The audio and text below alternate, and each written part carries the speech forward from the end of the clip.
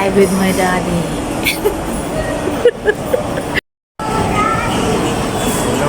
Be careful. Hi, ako nga pala si Yay, dating OFW na taga Cebu. Ngayon ay naninirahan na sa probinsya ng Luzon. Lumipat lang ako ng bahay pero sa probinsya pa rin ako nakatira. Isang ina na may munting pangarap para sa aking pamilya. Tara, samahan niyo ako sa kwento ng aking buhay. Where are we go? At the church. And we're going to The baby home. this day you might be walk that way. Magandang araw mga ka-blessings. Ngayong araw na to, umalis na naman po kami. Hindi naman po halatang na inaantok pa kami ni Bulinggit. Nagtanggal pa nga tayo ng muta, pati si Bulinggit. Habang inaayos natin yung buhok natin at napakagulo naman kasi. Una nga po namin pinuntahan, dito muna po kami sa simbahan para magsimba. Pagkatapos nga namin magsimba, ayan, pumunta na rin po kami kung saan pwedeng gumala si Bulinggit. Sarap siguro yung mukha ko, kaya pati yung langaw, ayaw naman umalis sa mukha ko. I'm with my daddy. Kitang-kita nyo naman, pati si Daddy, tinatanggal niya na yung langaw na pupunta sa buhok natin. Kaya pati siya natatawa na lang talaga kung bakit talaga ayaw umalis tong langaw sa mukha ko. Habang busy-busy nga tayong sinusyo yung langaw dito sa mukha ko, na si Bulinggit sumasakay na po. Kahit hindi pa po medyo bukas tong Walter Mart na to at marami pa pong stall na hindi open. Kaya tumambay na lang po muna kami dito para tignan si Bulinggit. O diba pati si Daddy inaantok din. Aga pa po kasi talaga, kaya ganyan yung mga itsura namin, mga inaantok pa. Habang merong na isang Bulinggit na tuwang-tuwa sa pagra-rides niya. Kung saan sana nga umiikot tong batang to eh.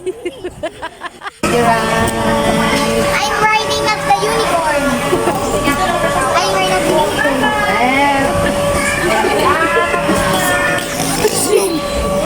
Pagkatapos naman sa playground, ayan, nagutom ang batang makulit.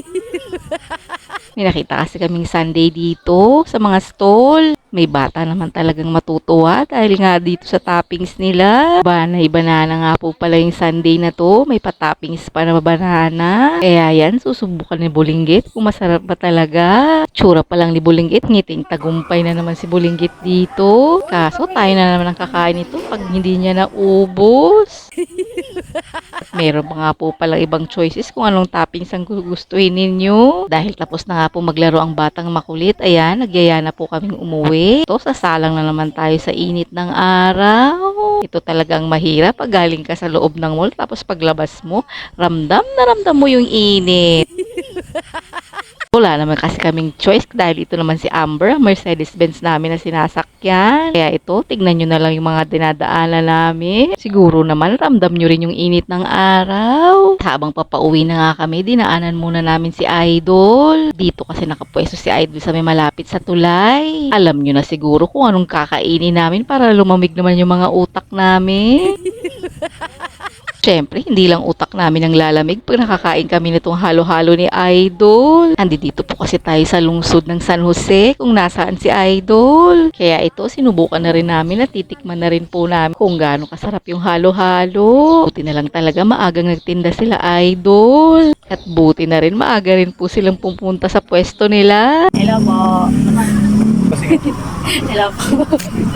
At sa wakas, nakita rin natin si Grabines. O, diba? Ang bait-bait ni Grabines. Ang sipag-sipag pa. Ito kasi yung dinarayong halo-halo ni Grabines. At kahit taga Rizal kami, ayan, pinuntahan na talaga namin. At sayang naman ang oras. 2 station pa nga ang pupuntahan mo pag bumili ka ng halo-halo sa kanila. First step, magbabayad ka na rin po pala. At kung sasabihin mo na rin kung ilang order ang kukunin mo. At buti na lang may nakahanda na dito si Idol. So, dito na kami kay Grabines. Ay, here. Sticker. Saka po nilalagyan ng idol ng yelo. Syempre, hindi na rin po natin pinalagpas ang pagkakataon para makahingi po tayo ng sticker kay YM Isidro. Habang busy pa po siya sa paglalagay ng yelo. Tapos nga malagyan ng yelo, nililipat naman niya sa kabilang station. Dito naman, lalagyan naman nila ng mga syrup. Kung ano-ano pang pangpalasa. Syempre, sasamahan pa nila yan ng gatas. After ng gatas, ayan na yung leche flan. Kaya sino ba namang hindi matatakam habang nilalagay nila yung mga leche flan. At habang nag-aantay tayo, napapatingin din tayo sa kanila. Talagang tulong-tulong sila. Mga pinsan nga po pala to at kapatid ni Grabines. Sobrang galing at kahit ang mabata pa nila, marunong na talaga sila sa buhay. Habang may nagpre-prepare, meron din nagsusupot. At sa wakas, ayan na nga, malapit na naming matikman yung halo-halo nila. Hala, yung stick niya natin. Punta kami kay Grabines. Thank you, YM Isidro.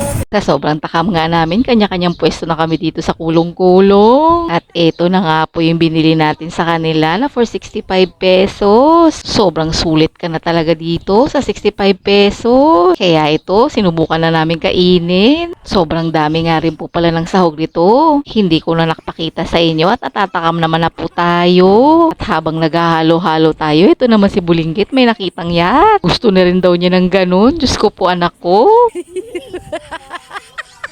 I want that! I want that! Bangka lang kayo galit. At dahil nadikit na nga po namin sa Mercedes-Benz namin yung sticker, ayan, humingi pa po sila mamang. Sa sobrang laki nitong halo-halo nito nila, Grabines, hindi mo kayang ubusin to kung maliit lang yung tiyan mo. Tinalang malaki itong mga anaconda namin sa tiyan. Thank you, Grabines. Pawi ang kuhaw namin. Kita nyo naman yung diferensya. Kay daddy, malapit niya nang maubos. Samantalang tayo, hindi pa. So, inaantok na si Bulinggit kaya kailangan na naming umalis. Mayroon din ng tubig. Mainit. Ay, ba't ininom mo pa? Nagalo-halo nga tayo para lumamig. Parang mineral water. Ay, parang warm water. Yung tubig mainit pa sa pangkape na. O siya, yan lang po muna sa araw na to mga ka-blessings. Daghan salamat sa pagtanaw.